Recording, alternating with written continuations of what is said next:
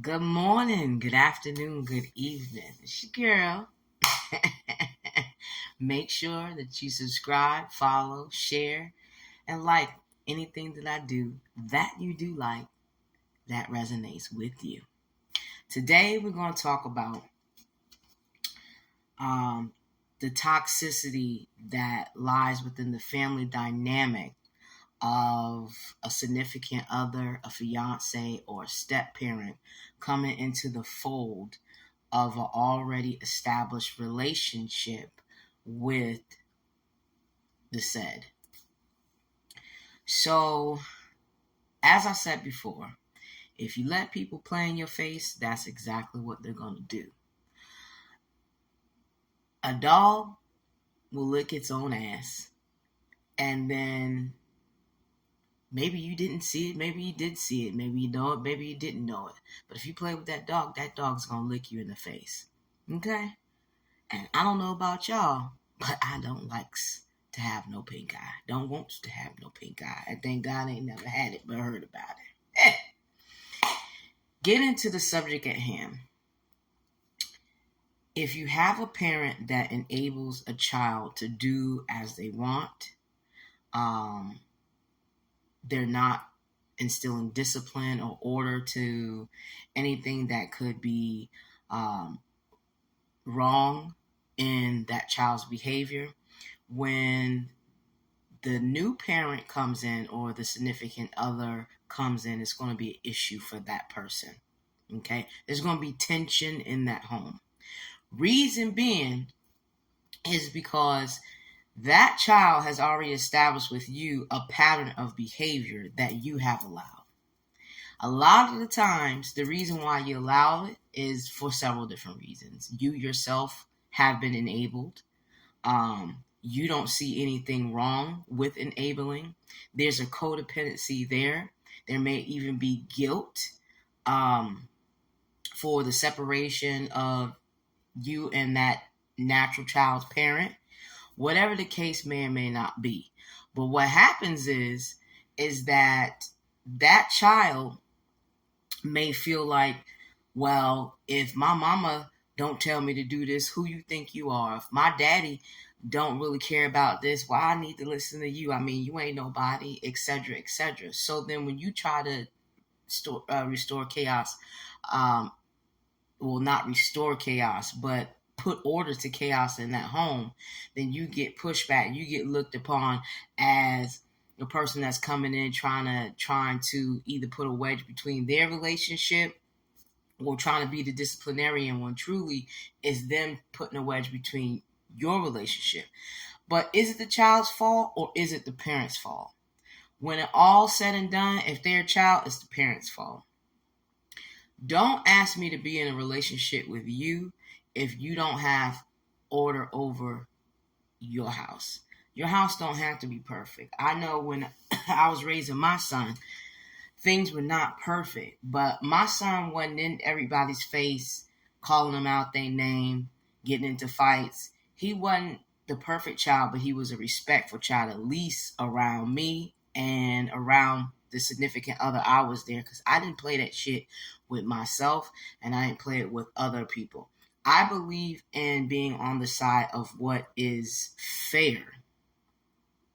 Doesn't always have to be 100%, but it needs to be fair. If you're not fair, then please don't F with me, because I don't play that shit.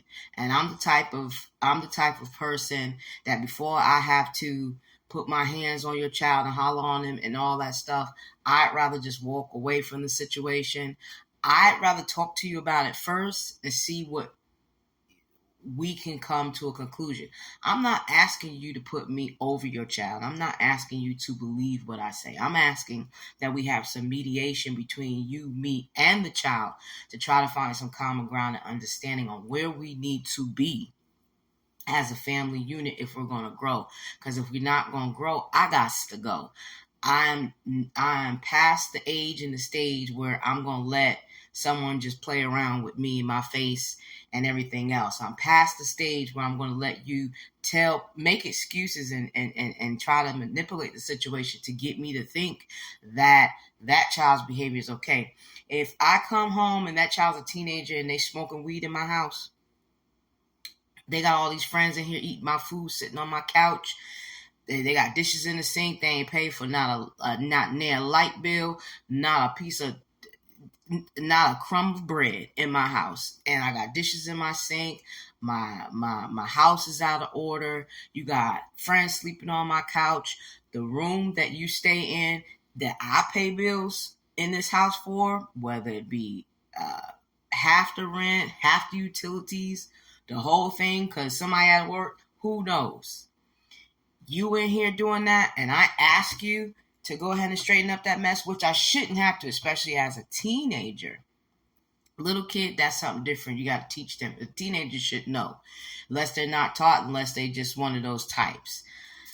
I got to tell you about it. I'm not going to keep talking to you.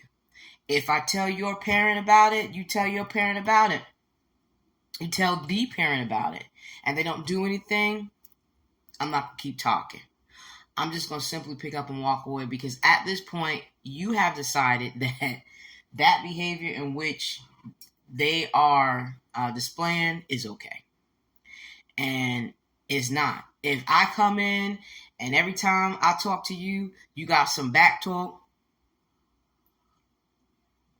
what they call that in old folks, them grown folks, that sass mouth, and you calling me out my name, and you want to be argumentative, and you want to be aggressive, I'm gonna talk to you about it. I'm gonna talk to your parent about it.